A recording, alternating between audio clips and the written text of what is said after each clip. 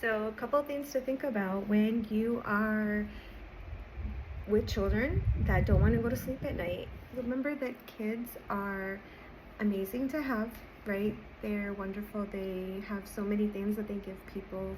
Um, they help make life more entertaining. You grow through them. But at the same time, trying to be a friend to your child when they're at their growing age is not always beneficial, and I'll tell you why. Kids need structure. They kind of need to have someone tell them, hey, this is when you're going to be going to sleep at night, this is when you're going to wake up, because then if they don't have that, all chaos can erupt, right? Kids, for the most part, thrive in some kind of a structured environment where they're learning what it is that is expected of them and how to be creative and open and ask specific questions. What kids are not going to be really keen on is a parent that's inconsistent. So if you're telling your child you need to go to sleep at 8 o'clock every night, but you're not there bringing the child into bed and giving them the tools that they need to self-soothe themselves to go to bed, you're not going to have a child that respects authority or respects you, and they will definitely test the boundaries.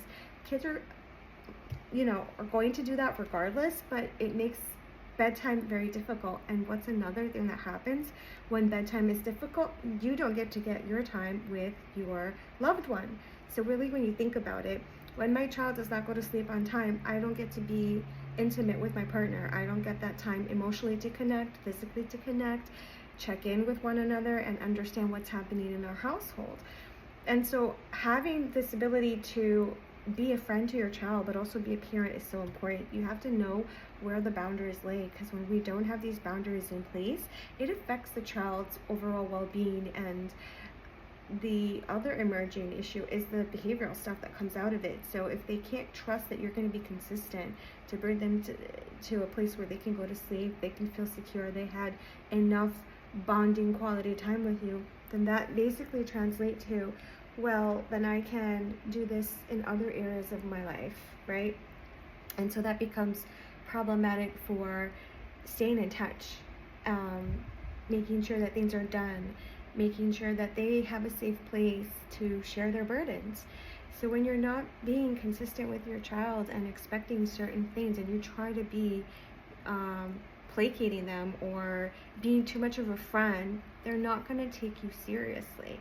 And you're going to have overwhelmed, overactive kids at nighttime that have tantrums because they don't want to go to sleep, but mom needs to go to sleep, dad needs to go to sleep, people need to be awake at 5:30, 6 a.m. And when you're not doing that consistently with your kids, they don't know how to react to that. So they react in the way they will. They will assert their will over you. That's where you see the kids in the grocery stores, in the restaurant, screaming and having a tantrum because mom and dad enabled that behavior. And yes, unfortunately, they're your child. If you do not put those boundaries in place, then they will do what they want. And having the ability to take a step back and be like, okay, what's happening for you right now? What is this all about? Let's talk about it. And then let them know, okay, I hear you, but it's time to go to sleep, and you're gonna go to sleep right now, and I'm gonna step out. And if you need any milk, if you need anything else, you could have it in the next 5 minutes. After that, lights out. And you have to kind of be consistent with that and walk away. If they need to scream and have a tantrum, let them cry it out. Eventually, they'll stop crying. But you won't know because you give in to the kid and their impulses. And then that just tells this child that they can have instant gratification and they don't need to work hard for things. And sometimes you do have to put effort and work in things. And when you're not showing that with your parenting skills, the kids don't know how to respond. So they respond in a very bratty way. So these are some tips that I'm sharing because I've had clients that experience this on a day-to-day basis. Be mindful of how you talk to your kids and how you treat them. They're not your friends, they're your children. Teach them right and wrong.